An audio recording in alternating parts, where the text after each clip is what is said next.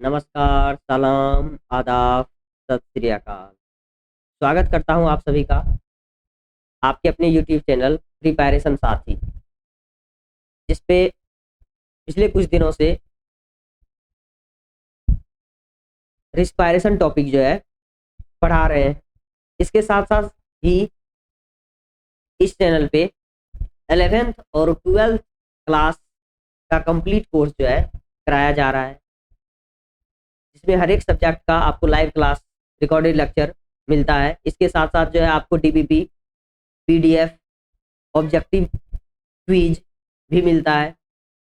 इसके बारे में और भी इंफॉर्मेशन जानने के लिए आप हमारे दिए गए नंबर पे कॉल करके पूछ सकते हैं।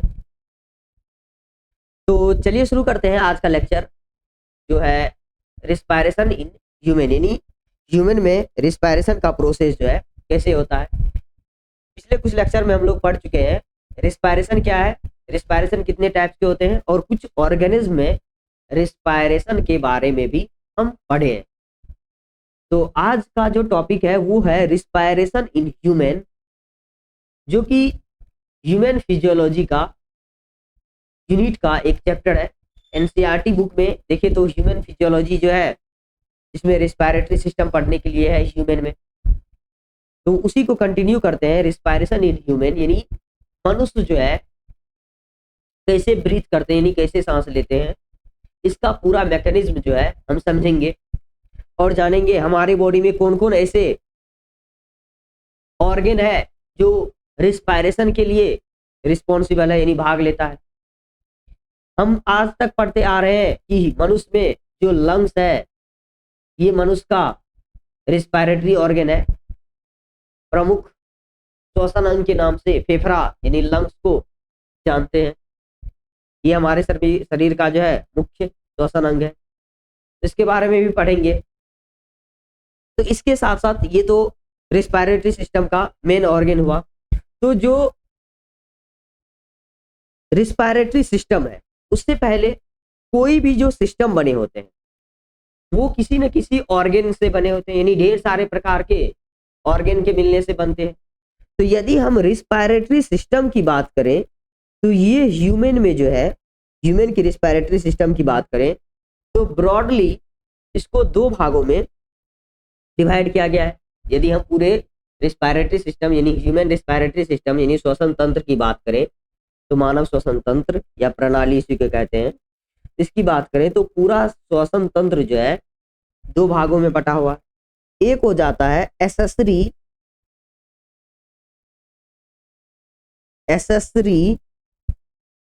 रिस्पायरेटरी ऑर्गन, और दूसरा हो जाता है मेन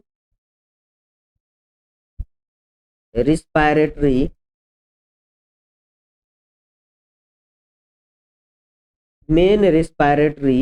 ऑर्गन। तो ब्रॉडली पूरे रिस्पायरेटरी सिस्टम को दो भागों में डिवाइड किया गया है, क्योंकि इससे पहले अभी आपको बताए कि जो रिस्पायरेटरी सिस्टम है, तो कोई भी सिस्टम जो बने होते हैं वो किसी न किसी ऑर्गन से मिलकर के बने होते हैं, यानी अंगों से मिलकर के बने होते हैं।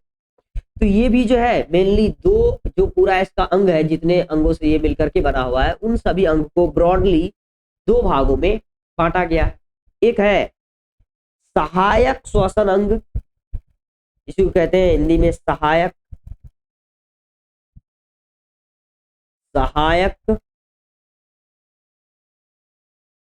श्वसन अंग, और इसको कहते हैं प्रमुख श्वसन अंग। श्वसन अंग। तो पूरा जो रिस्पायरेटरी सिस्टम है दो भाग में इसको ब्रॉडली डिवाइड कर लिए, बांट लिए। तो अब समझते हैं कि सहायक श्वसन अंग में कौन कौन अंग आता है, और इसके बारे में हम पढ़ेंगे एक एक के। फर्स्ट हो जाएगा हमारा नोज, जो नाक जिसको कहते हैं, नासिका, नोज। फर्स्ट जो रिस्पायरेटरी ऑर्गन में आता है, एसेसरी रिस्पायरेटरी ऑर्गन में नोज। दूसरा हो जाएगा नोज में ही जो ओपनिंग है यानी दो छिद्र है, तो इसको बोल सकते हैं हम, नोज के जो दो छिद्र होते हैं इसको नॉस्ट्रिल कहेंगे। नॉस्ट्रिल, नोज में पाए जाने वाले दोनों छिद्र को नॉस्ट्रिल कहते हैं। नोज के अंदर जो कैविटी है यानी खाली स्थान है, नोज के अंदर उपस्थित उस कैविटी यानी खाली स्थान को नेजल चैम्बर, नेजल चैम्बर या नेजल कैविटी, नेजल कैविटी कहते हैं। और इसी को हिंदी में नासिका वेश्म कहते हैं। ये सारा आपको हिंदी में भी जो है आगे आगे जो स्लाइड मिलेगा उसमें लिखा हुआ मिल जाएगा सारा हिंदी में भी। तो नेजल कैविटी और जो है नेजल चैम्बर। इसके बाद की बात करें तो थर्ड होगा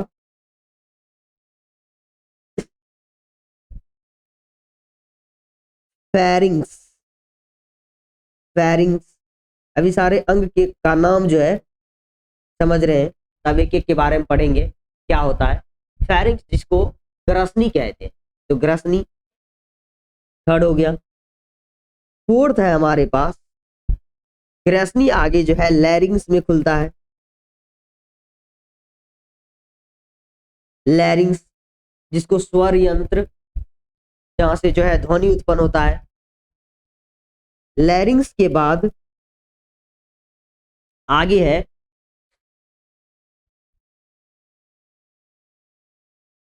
ट्रेकिया।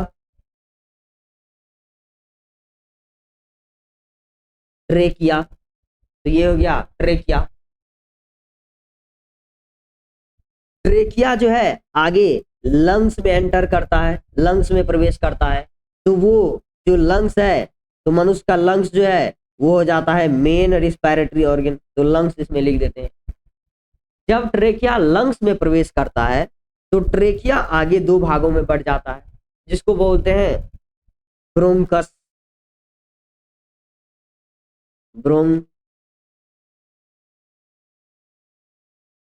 ब्रोंकस,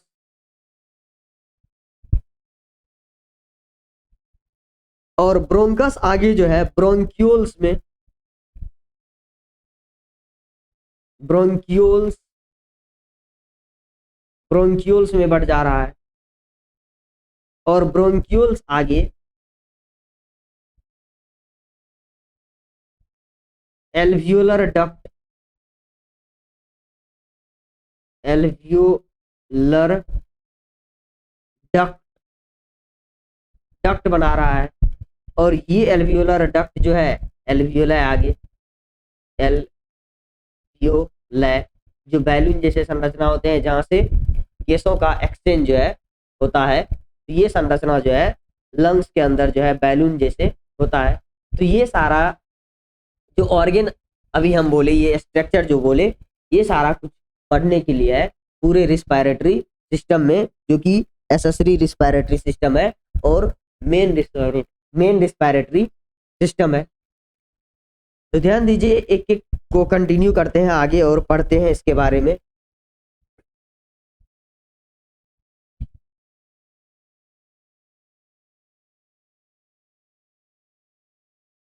चलिए, सबसे पहले हमारे पास इसमें पढ़ने के लिए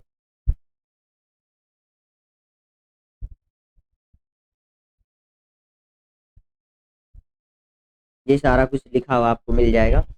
अनेक रिस्पायरेटरी यानी जो रिस्पायरेटरी सिस्टम होते हैं वो अनेक रिस्पायरेटरी ऑर्गन से मिलकर के बने होते हैं। अनेक रिस्पायरेटरी ऑर्गन, ये करेक्ट कर लीजिएगा, अनेक रिस्पायरेटरी ऑर्गन मिलकर रिस्पायरेटरी सिस्टम का, ठीक, अनेक रिस्पायरेटरी ऑर्गन्स मिलकर रिस्पायरेटरी सिस्टम का जो है निर्माण करता है। तो ये बात बताए कि ढेर सारे रिस्पायरेटरी, अभी सारा ऑर्गन का नाम बताए, ये सभी ऑर्गन के मिलने से जो है रिस्पायरेटरी सिस्टम का फॉर्मेशन हो रहा है। यानी मनुष्य में जो है ढेर सारे जो रिस्पायरेटरी ऑर्गन है वो सभी रिस्पायरेटरी ऑर्गन मिल करके रिस्पायरेटरी सिस्टम का निर्माण करता है। तो मनुष्य में अनेक रिस्पायरेटरी ऑर्गन है जो रिस्पायरेशन में भाग लेता है, जिसे रिस्पायरेटरी ऑर्गन कहते हैं। मनुष्य में अनेक ऑर्गन रिस्पायरेशन में भाग ले रहा है, जिसको रिस्पायरेटरी ऑर्गन कहते हैं, और अनेक रिस्पायरेटरी ऑर्गन मिलकर के रिस्पायरेटरी सिस्टम का निर्माण कर रहा है। तो यहाँ तक जो है हम लोग क्लियर कर चुके हैं, जिसमें से पहला हम बताए कि नोज है। तो मनुष्य में ये जो दिख रहा है ये नोज दिखाया गया, और नोज एक है लेकिन उसमें दो छिद्र है।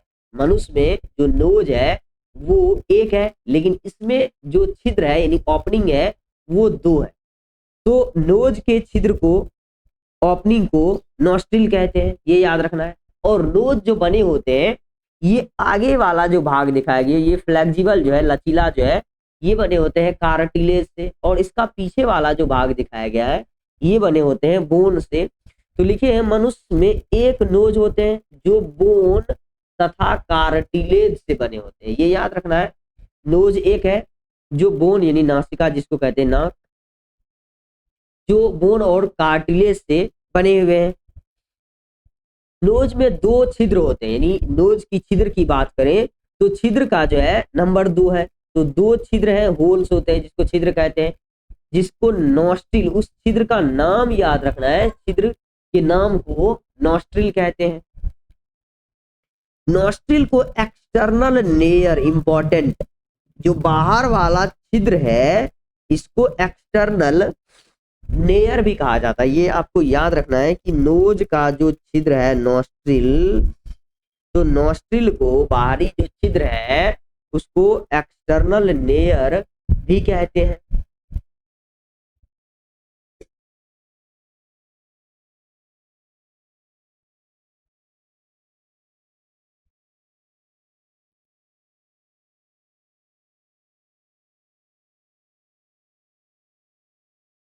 आगे ध्यान दीजिए, नोज के नॉस्ट्रिल, ये नॉस्ट्रिल जो है नेजल कैविटी में खुलते हैं। नॉस्ट्रिल आगे आपको जो नॉस्ट्रिल है, जो छिद्र है नोज का, वो नॉस्ट्रिल जो है आगे जो कैविटी है यानी अंदर में जो खाली स्थान है, नेजल कैविटी समझिए क्या होता है। नोज के अंदर पाए जाने वाले खाली स्थान को नेजल कैविटी कहते हैं। तो नेजल कैविटी जो है नासिका वेस्म, जिसको हिंदी में कहते हैं नासिका, नासिका वेस्म, इस नासिका वेस्म में जो नेजल कैविटी है, यानी जो एक्चुअल में नेजल कैविटी है नासिका वेस्म, इसी नासिका वेस्म में जो नॉस्ट्रिल अभी बताए, ये नॉस्ट्रिल जो है खुल रहा है, ये छिद्र जो है खुल रहा है। तो याद रखना है नेजल कैविटी या नेजल चैम्बर को नासिका वेस्म कहा जाता है, और इसी नासिका वेस्म में जो बाहर का जो दोनों नोज का छिद्र है वो छिद्र जो है खुल रहा है। तो अब जो नेजल कैविटी होता है वो क्या है, जिसको नासिका छेद या नासिका गुहा भी कहते हैं, या नासिका प्रकोष्ठ भी कह देते हैं। तो यहाँ पे जो है डायग्राम दिखाया गया, इस डायग्राम से आप देखिए, ये आपको ये वाला जो कैविटी दिख रहा है, ये अलग अलग क्षेत्र दिखाएगी, वो हम समझेंगे। ये जो है ओपनिंग जो है, ये जो छिद्र है, इस छिद्र को बोल देते हैं नॉस्ट्रिल, और इसके अंदर ये जो कैविटी दिखाया गया है ये कैविटी कहलाता है आपको क्या, इस कैविटी को कह देते हैं नेजल कैविटी। और ये ओपनिंग तो दिखाए ही, जिसको कहते हैं नॉस्ट्रिल। नेजल कैविटी जो है, जो अब पूरा हमारा जो नाक, ये नोज है, और नोज दो भाग में जो बटे हुए हैं, तो ये बटे होते हैं एक वर्टिकल पार्टीशन के द्वारा, और वो पार्टीशन जो है कार्टिलेज से बना हुआ है, यानी फ्लेक्सिबल होते हैं। अब नेजल कैविटी जो नासिका वेस्म है, ये दो भाग में सेपरेटेड है, और इस दो भाग में जो सेपरेट इसको कर रहा है, इस नासिका वेस्म को, और इन पार्टीशन को लिखे हैं नेजल कैविटी दो भाग, यानी दो वर्टिकल, नेजल कैविटी दो भागों में, यहाँ करेक्ट कर लीजिएगा, नेजल ये नहीं होगा, नेजल कैविटी दो भागों में बटे होते हैं एक वर्टिकल पार्टीशन के द्वारा। नेजल कैविटी दो भागों में बटे होते हैं एक वर्टिकल पार्टीशन के द्वारा। तो नेजल कैविटी वर्टिकल पार्टीशन से दो भाग में, यहाँ पे ये दो नहीं होगा, नेजल कैविटी वर्टिकल पार्टीशन के द्वारा दो भाग में बढ़ जाता है, और ये वर्टिकल पार्टीशन जो है कार्टिलेज से बने होते हैं।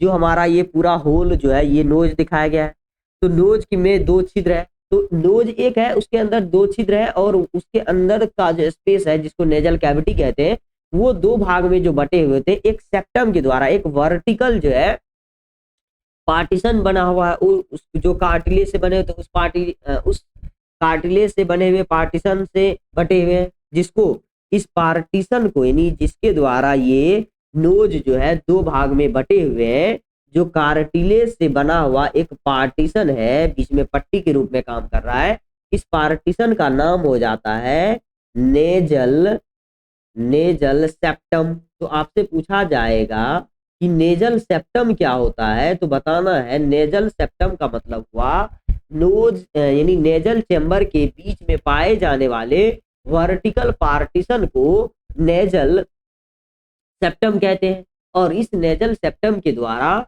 जो हमारा नोज है यानी मनुष्य का जो नोज है वो 2 भाग में बटे होते हैं इसी नेजल सेप्टम के द्वारा। तो नेजल सेप्टम से बस इतना याद रखना है कि नोज के हो यानी नोज के कैविटी या नोज के चैम्बर को 2 भाग में डिवाइड करने वाले यानी 2 भागों में बांटने वाले वर्टिकल पार्टीशन को जो कार्टिलेज से बने होते हैं उसको नेजल सेप्टम कहते हैं। नेजल कैविटी को डिवाइड कर रहा है, इसी को जो नेजल कैविटी को डिवाइड कर रहा है ये हम कह सकते हैं। आगे है अब इंटरनल लेयर, जिसको इंटरनल नॉस्ट्रिल भी कहते हैं, इसको इंटरनल नॉस्ट्रिल के नाम से भी पढ़ सकते हैं, इसको इंटरनल नॉस्ट्रिल कहते हैं।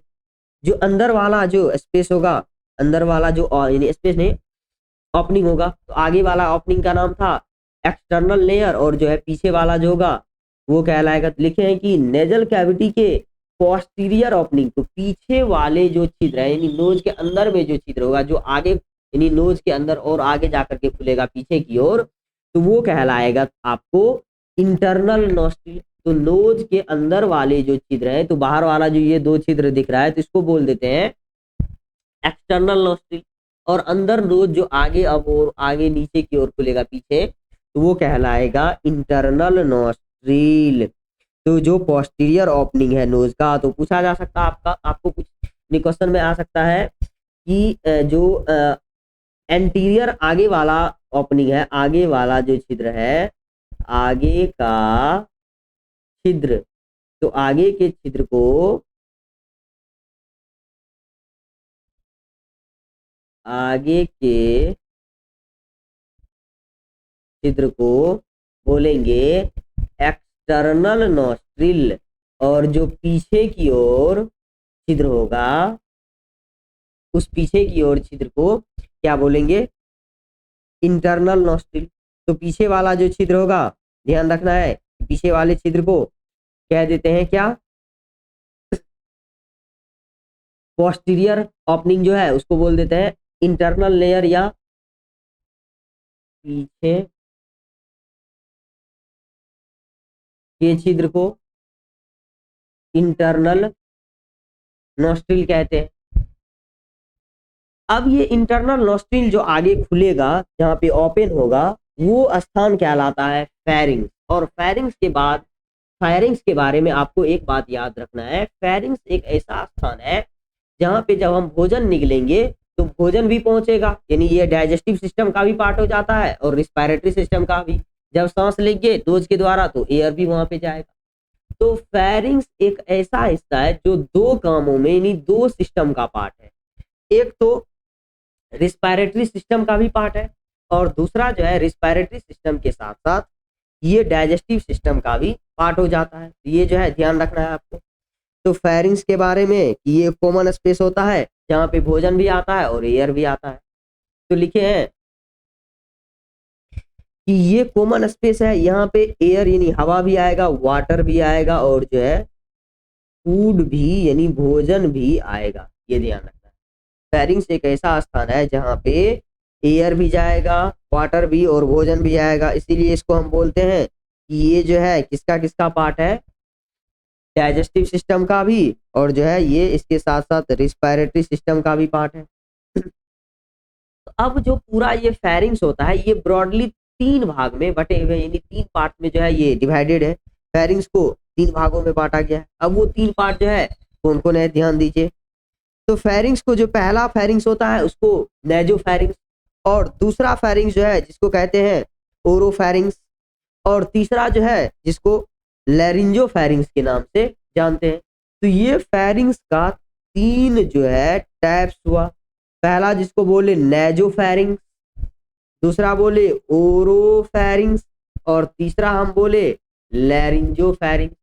ये 3 जो है फेरिंग्स का जो प्रकार है, टाइप्स है, ये आपको ध्यान देना है। फेरिंग्स 3 टाइप्स के होते हैं, एक जो है नेजोफेरिंग्स, और दूसरा जो है ओरोफेरिंग्स, और तीसरा लैरिंजोफेरिंग्स। अब नेजोफेरिंग्स क्या होता है, इसको जो है एक एक को हम जो है पढ़ते हैं। नेजोफेरिंग्स के से मतलब होता है ऐसा फेरिंग्स जो आगे नोज से, यानी जो नोज से कनेक्ट होगा, तो ऐसे फेरिंग्स को बोलेंगे हम क्या, नेजोफेरिंग्स। तो वो फेरिंग्स जो हमारे नोज से कनेक्ट होगा, फेरिंग्स यहाँ पे होता है, और वो आगे जो है यहाँ नोज से कनेक्ट होगा इंटरनली, वो बाहर से नहीं दिख रहा है, इंटरनली जो है यदि वो नोज से कनेक्ट है तो ऐसे फेरिंग्स को नेजोफेरिंग्स कहेंगे। तो लिखे हैं नेजल कैविटी से कनेक्टेड होते हैं, तो ये जो है नेजल कैविटी से कनेक्टेड है, तो नोज से जो कनेक्ट होगा यानी नेजल कैविटी से, ऐसे फेरिंग्स को नेजोफेरिंग्स कहेंगे। और दूसरा है ओरोफेरिंग्स, तो ओरल कैविटी और उसी को बक्कल कैविटी भी कहते हैं। तो ऐसा फेरिंग्स जो ओरल कैविटी या बक्कल कैविटी, इसी को कहते हैं, जो बक्कल कैविटी से कनेक्टेड होगा, ये हमारा जो बक्कल कैविटी है, मतलब ये इसको बना करके दिखाएं तो इस तरह से ये बन सकता है। ये वाला स्पेस जो है ये फेरिंग्स का होगा, ये पूरा स्थान ये फेरिंग्स, इधर ये जो है नोज की ओर, इधर ये जो है बक्कल कैविटी की ओर, ये इधर नोज की ओर, ये बक्कल कैविटी की ओर खुलेगा, और इधर ये नीचे फिर जाएगा।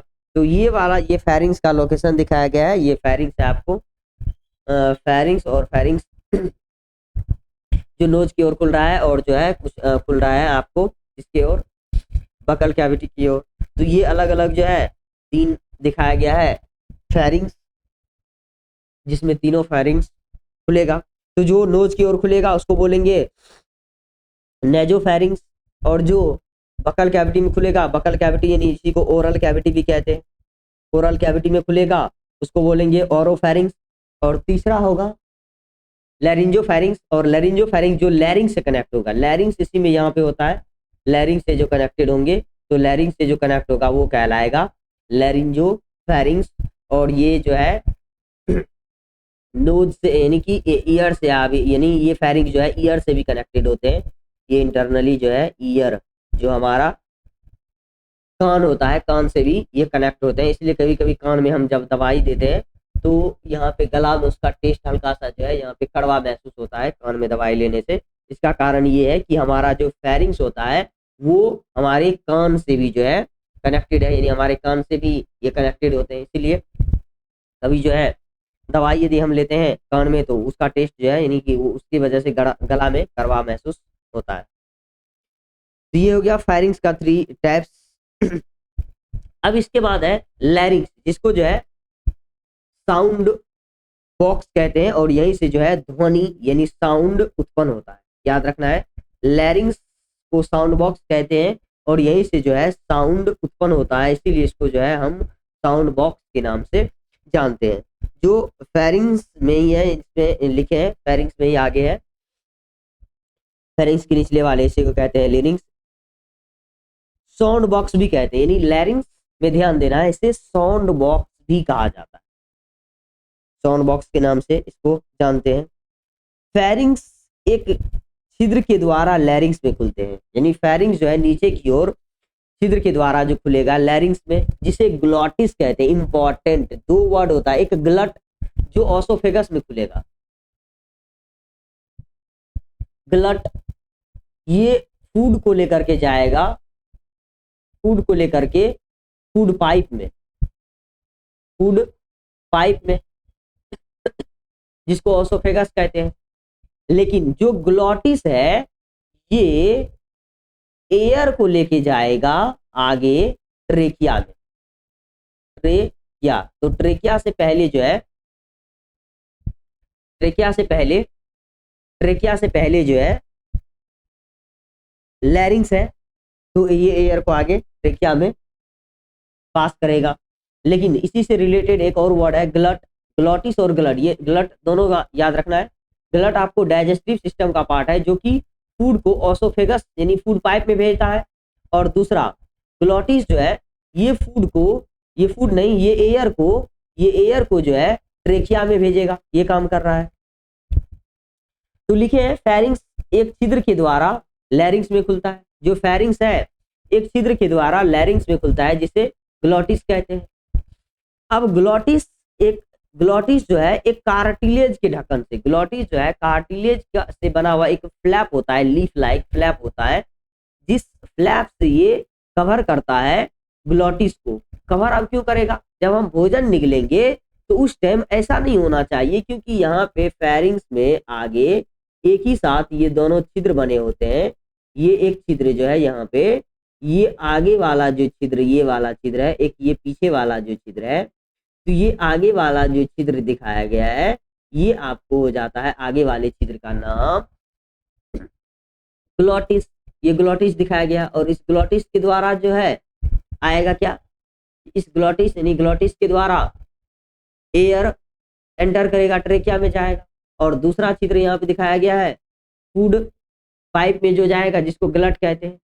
तो इसको कवर करने के लिए, इस छिद्र को कवर करने के लिए यहाँ पे एक ढक्कन बना होता है, यानी एक जो है फ्लैप होता है, ढक्कन होता है, उसी ढक्कन को कहते हैं एपिग्लॉटिस। ये एक ढक्कन के रूप में काम करता है। क्यों, जैसे हम जो है भोजन निगल रहे होते हैं, तो अब सोचिए कि यहाँ पे भोजन का ये टुकड़ा है, यानी वो फूड पार्टिकल है। अब इस भोजन को ये नहीं पता है कि हमको इस रास्ते में जाना है कि इस रास्ते में जाना है, तो इस वजह से जब हम भोजन निगलते हैं तो ये क्या करता है, एक ढक्कन को इसे कवर कर देता है। जब ये कवर किया तो ग्लॉटिस को ये ढक देता है, क्योंकि ग्लॉटिस के ऊपर होता है। तो बचा हुआ जो दूसरा ओपनिंग बच जाता है, और उस दूसरा जो ओपनिंग है वो ओपनिंग हो जाता है केवल ग्लट। तो ग्लट में भोजन आसानी से चला जाता है। इसको हम डाइजेस्टिव सिस्टम में और डिटेल में समझेंगे। और दूसरा जो छिद्र हो जाता है जिसको ग्लॉटिस कहते हैं, तो याद रखना है फेरिंग्स में दो छिद्र है, एक जो है ग्लट है और दूसरा ग्लॉटिस है। ग्लॉटिस के द्वारा भोजन जो है, ग्लॉटिस के द्वारा भोजन नहीं, एयर एंटर करता है यानी प्रवेश करता है ट्रेकिया में, और ग्लट के द्वारा भोजन प्रवेश करता है फूड पाइप यानी ओसोफेगस में। तो ग्लॉटिस में भोजन नहीं जा सके, भोजन को रोकने के लिए, भोजन जो आगे ग्लॉटिस में जाएगा क्योंकि उसमें एयर जाना है जनरली, उसको रोकने के लिए एक ढक्कन बना हुआ है, और उस ढक्कन के द्वारा उसको ढक दिया जाता है, और उस ढक्कन का नाम है एपिग्लॉटिस। ये याद रखना है, और ये भी कार्टिलेज से ही बने होते हैं। तो एपिग्लॉटिस एक ढक्कन है जो कार्टिलेज से बने होते हैं। एपिग्लॉटिस जो है, एपिग्लॉटिस का काम होता है कि जब हम भोजन को निगलते हैं, स्वैलोविंग का मतलब होता है निगलना, निगलना। जब हम भोजन निगलते हैं तो भोजन निगलते समय जो फूड पार्टिकल है, वो यानी भोजन है, वो ग्लॉटिस में नहीं प्रवेश कर सके, यानी ग्लॉटिस में निगलना। भोजन निगलते समय जो भोजन का पार्टिकल यानी फूड होता है वो ट्रेकिया में नहीं जा सके, यानी विंड पाइप में नहीं जा सके, इसीलिए ग्लॉटिस का जो, यानी ग्लॉटिस जो है उसको ये कवर कर देता है। यानी ट्रेकिया का जो छिद्र है या लैरिंग्स उसको बोल सकते हैं, लैरिंग्स का जो छिद्र है, क्योंकि ट्रेकिया से ऊपर थोड़ा लैरिंग्स होता है, तो उसमें नहीं जा सके, इसीलिए क्या करते हैं, पहले जो है उस छिद्र को एपिग्लॉटिस क्या करता है, ढक देता है। और जैसे ही वो छिद्र ढका तो अब भोजन आसानी से, एक ही छिद्र बचा है जिसको ग्लट कहते हैं, यानी हिंदी में निगल द्वार कहते हैं, और इसको हिंदी में ग्लॉटिस को कंठ द्वार कहते हैं, कंठ द्वार। तो कंठ द्वार के द्वारा जो है आगे यानी एयर जाएगा, इसमें जो है एयर जाता है, तो एयर, और ये हो गया ग्लट, निगल द्वार, निगल द्वार, इसके द्वारा भोजन जाएगा। तो ग्लॉटिस का काम हो गया एयर को लेके जाना ट्रेकिया में, और जब हम भोजन निकलते हैं तो भोजन निकलते समय भोजन जो है ट्रेकिया में नहीं जा सके, इसको रोकने के लिए ये एपिग्लॉटिस क्या करता है, उसको जो है कवर कर देता है। तो ये हो गया आपको लैरिंग्स की कहानी। और इसके बाद जो है यानी फेरिंग्स, जिसे पहले हम बताएं, फेरिंग्स 3 भागों में बटे होते हैं। इसके बाद की जो है ये यहाँ पे लिखे हुए हैं कि एपिग्लॉटिस जो है कार्टिलेज से बने होते हैं, ये आपको ध्यान रखना है। एपिग्लॉटिस एक कार्टिलेज से बना हुआ फ्लैप होता है, और आगे की जो कहानी है इसके बाद नेक्स्ट पढ़ने के लिए है वोकल कॉर्ड इसमें, फेरिंग्स में। तो आज इसको यहीं तक रखते हैं, यानी लैरिंग्स तक ही, और इसके बाद की जो कहानी है वो अगले क्लास में। आज के लिए बस इतना ही, मिलते हैं अगले क्लास में और कंटिन्यू करते हैं रिस्पायरेशन इन ह्यूमन। तो यहाँ तक यदि आप लोग को जो है लेक्चर अच्छा लगा हो तो लाइक और शेयर जरूर कीजिए। इसके साथ साथ हमारे चैनल को सब्सक्राइब कर लीजिए यदि आप डेली इसी तरह की वीडियो चाहते हैं। तो आज के लिए बस इतना ही, धन्यवाद।